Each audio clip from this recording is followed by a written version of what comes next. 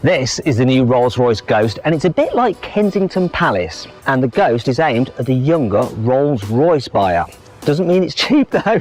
It starts from £250,000, and in this video I'm going to give it a jolly good reviewing. Let's start this video by talking about the new Ghost design. So every part of this car is completely new. Nothing is carried over from the old Ghost, and it's bigger than before as well. So it's slightly wider. In fact, at its widest point, it's almost 2 meters wide. They have at the back, they have tapered it in so it doesn't have a big bulbous bottom. The back end is quite plain looking, but in places it is lifted by plenty of chrome like here and around the tail lights, and chrome surrounds for the exhaust. And I use the Carway stick of truth to just illustrate that within there are 2 proper exhaust pipes on each side. Moving down the side, we come to the alloy wheels. So they start at 19 inches, which is way too small for this car. These are the top size, the 21 inches, and I think at the very least you've got to have these fitted, otherwise it'll just look underwheeled. This car has a very strong shoulder line, gives it plenty of presence from the side. And once again, we've got chrome just highlighting it, so it isn't just a big slab of black. And huge chrome door handles, which are in the middle of the car because obviously, look, hinged rear doors, makes it dead easy to get in. We'll come to the interior in a moment. I mean, it's a lovely looking interior, isn't it? Just shut the doors, which is done electrically. Go on. 5.5 meters, but you can get an extended version which is even longer. It's 170 millimeters longer. Now here's the controversial bit, the front. I think it looks quite a bit more aggressive than the old Ghost. Here's a picture of the old Ghost. What do you think? You know, I said that every panel's new. There is one thing that isn't, is the spirit of ecstasy.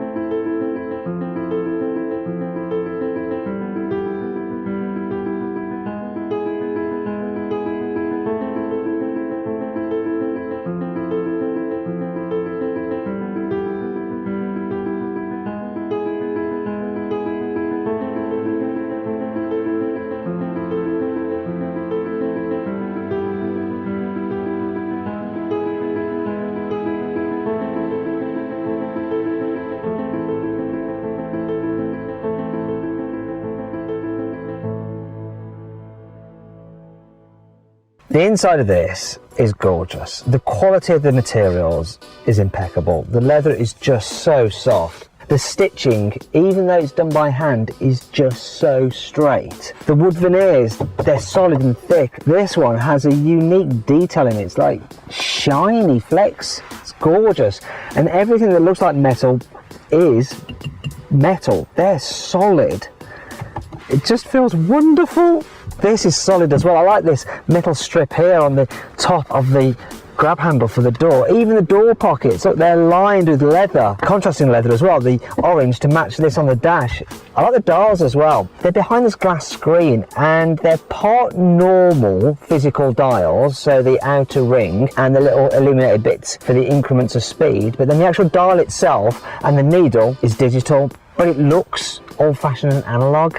It's great. Infotainment system, it's basically BMW's iDrive because BMW owns Rolls-Royce, but with a Rolls-Royce understated font on it. It's easy to use. You can use the swivel wheel or you can use it as a touchscreen as well. This thing is just glorious to sit in, and it's impossible to find anything to complain about apart from one thing. For the indicators and the windscreen wipers and the electrical operation of the steering wheel does just feel not cheap, but like normal car-ish. And I found another thing as well. a little bit of a crease in this bit of leather. It's the only imperfection I can find. It's as if this particular cow spent its time like leaning up the fence. Dead easy. You want to let air in and out of the air vents. You pull the organ stops. The steering wheel, it looks like a piece of artwork, yet there are still buttons on it, but they're just blended in nicely. It's a great job. The little speakers around for your Bluetooth, that's metal. This is metal and this is leather, your grab handle. This lighting here is like something you'd find in Claridge's Hotel. And the seats, huge armchairs. Obviously they are electrically operated and almost infinitely adjustable. You could spend hours in these seats. So, as I said at the beginning, this isn't a long wheelbase version. Look, I've got absolutely loads of knee room. I don't know why you'd need the extended wheelbase version. It really doesn't need to be any longer. No, the opulence just continues in the back. So once again, the air vents around solid metal, lovely with your organ stops. You got your climate control here as well. It's just gorgeous and all the materials are super expensive feeling, thick carpet. You can really relax. This actually has a 3-seater configuration, which means that if you really needed to, you could squeeze someone into the middle seat, which would be very un-Rolls-Royce. There's a little grab handle in the back of the front seat, so you can actually hold on when you're getting into the car. One thing this car has is the embossed Spirit of Ecstasy on the back of the picnic tables. It also has, check it out, the rear entertainment system, so you get a big screen on each side and you can control all the car's infotainment through this rear screen using the controller under here, which is just like that in the front. I'll just put that away. Another extra this car has is this, look, a fridge, and I really like what they've done with this. Normally the fridges you have in cars vertically, and then you have your little champagne glasses, and I like the way they're held in by expensive feeling clips. You don't just get normal blinds in a Rolls-Royce, you have actual curtains. To open the rear doors, then you just pull onto the handle and it opens using a motor. It's actually got a little gyroscope in that, so even if you're on an incline or a decline, it can actually control the door and the speed at which it opens, so it doesn't sort of just fling open or go too slowly.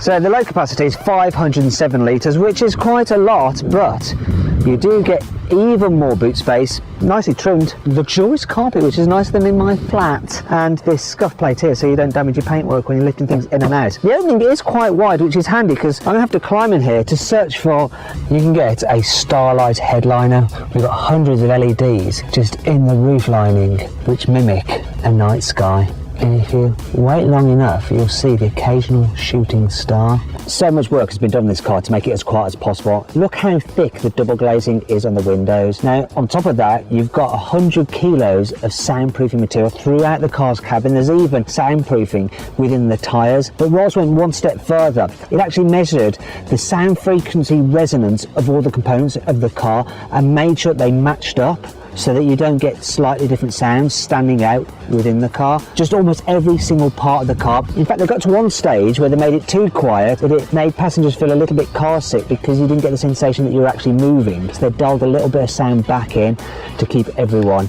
nice and comfortable. You can raise and lower the Spirit of Ecstasy manually if you want to by pressing a button on the car's infotainment system. And you can actually get it in solid silver or gold plated. Now you might be thinking, wait a minute. So this Ghost logo here, now Rolls-Royce could have just painted that on, but that would have been too easy. Instead, they took 10,000 man-hours designing and developing this very special feature, which actually involves 90,000 laser-etched holes in this wooden veneer, and behind that you've got 152 LEDs, and it shines light through evenly, so you get this starlight effect here, and when you turn the car off it completely disappears and it comes back when you turn it back on again. This car has the upgraded bespoke audio system, so you have 18 speakers, and these ones here also have a really nice metal grille of them, which is so sharp you can actually file your nails on them. You get 1300 watts of power. There's also 2 exciter speakers in the roof of the car, and it uses the hollow sills to act as a subwoofer to boost the bass, and then there's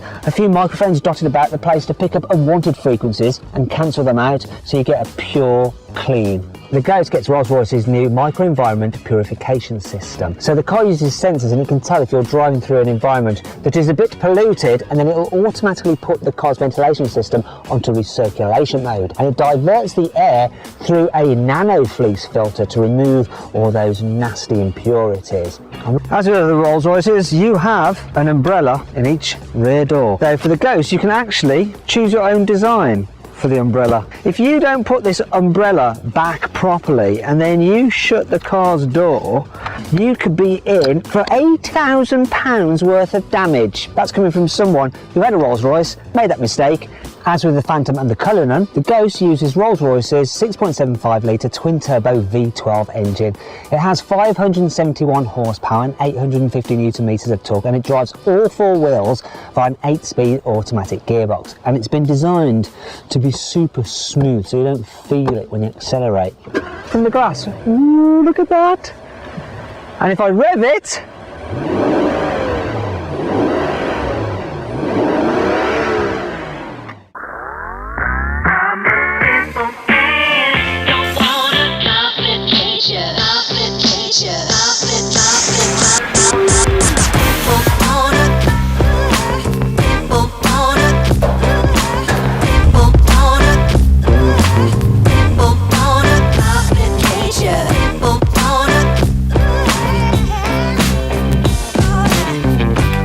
let's finally see what this Rolls-Royce Ghost is like to drive.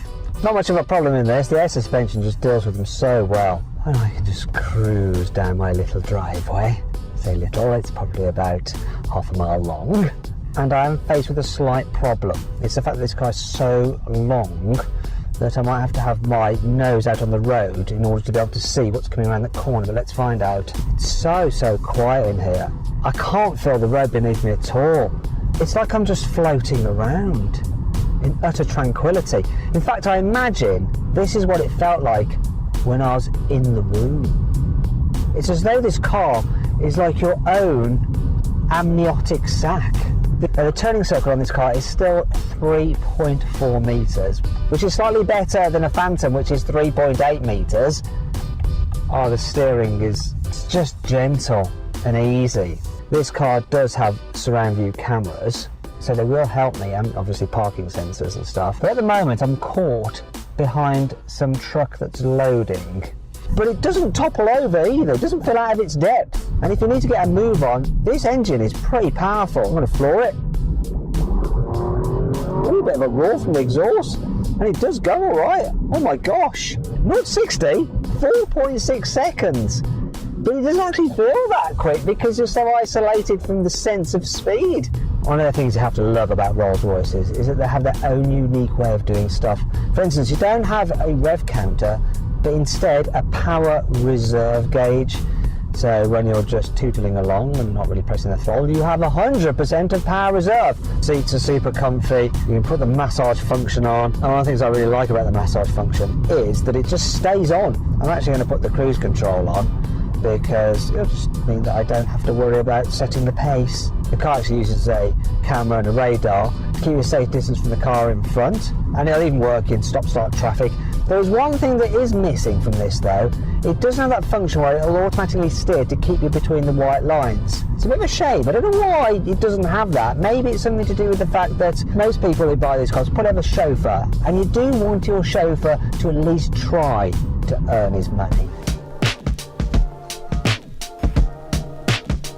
Click on the pop-out banner up there to get a car out to see how much you can save on a new car. Let me know your thoughts in the comments below. If you enjoyed the video, please give it a like. Also, comment below any kind of other videos you'd like us to do.